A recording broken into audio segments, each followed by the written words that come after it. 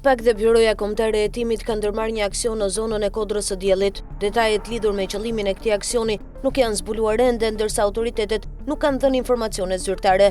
Dyshohet se kontrolli nga agentët e BKH dhe SPAK ka të bëjë me një hetim që lidhet me tender të Akshit. Ky aksion vjen pas përplasjeve të BKH me kryeministrin Rama. Agentët e Byros Kombëtare të Hetimit pak ditë më parë mosin në kryeministri. Lajmi u bë i ditur nga Rama, i cili në podcastin e tij i ktheu sulmet e organeve të drejtësisë. Ai sulmoi edhe agentët e BKH-s, teksa deklaroi se agentët ushtruan kontrolle në godinën e drejtuar prej tij. Madje Rama deklaroi se ka patur edhe përplasje mes tyre dhe gardës, pasi agentët nuk kanë dashur të dorëzojnë armët tek dera e kryeministrisë, gjë që u mohua kategorikisht nga SPAK.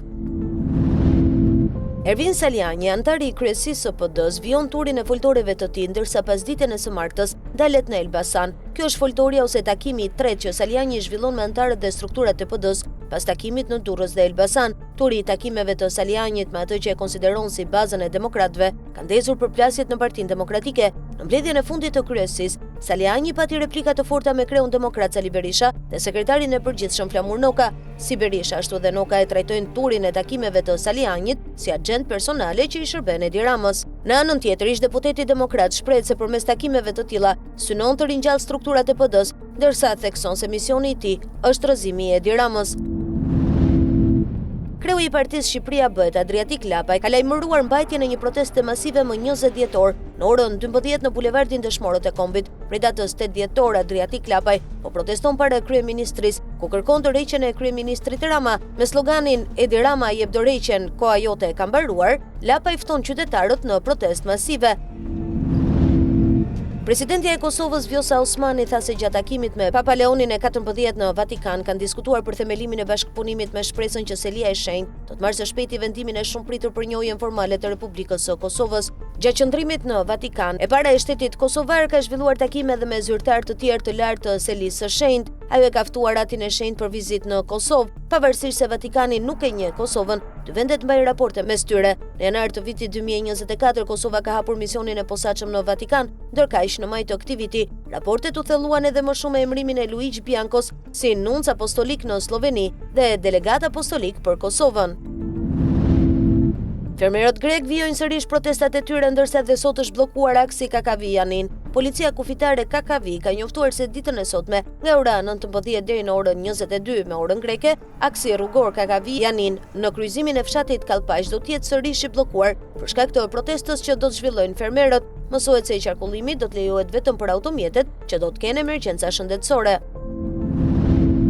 Ndërsa Donald Trump përpiqet të negociojë një marrëveshje paqeje për Ukrainën, udhëheqësit evropian po japin alarmin se Rusia mund të synojë më pas vendet e tyre. Zyrtarët evropian të sigurisë tani po transmetojnë rregullisht një mesazh pothuajse të paimagjinueshëm një dekadë më parë: përgatituni për konflikt me Rusinë. Kohët e fundit vështirë se kalon çdo javë pa paralajmërime që jepen nga qeverit, shefat e sigurisë apo ato të ushtrisë që mbajnë fjalime të zymta, ndërsa njoftojnë publikun se po shkohet drejt një lufte të mundshme me Rusinë. Ky është një ndryshim i thellë psikologjik për një kontinent që është rindërtuar pas dy luftrave botërore me një mesazh harmonie dhe prosperiteti të përbashkët ekonomik.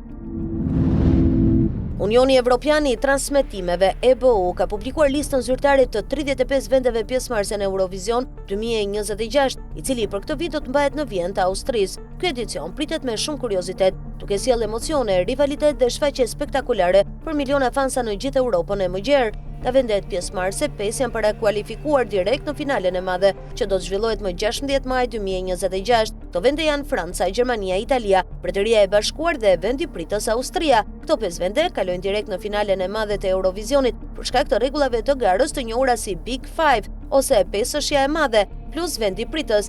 Të gjithë pjesëmarrësit e tjerë do të garojnë në njëra nga dy gjysmëfinale të planifikuara më 12 dhe 14 maj, ndërsa shorti për përcaktimin e radhitjes së performancave do të hidhet më 12 janar 2026.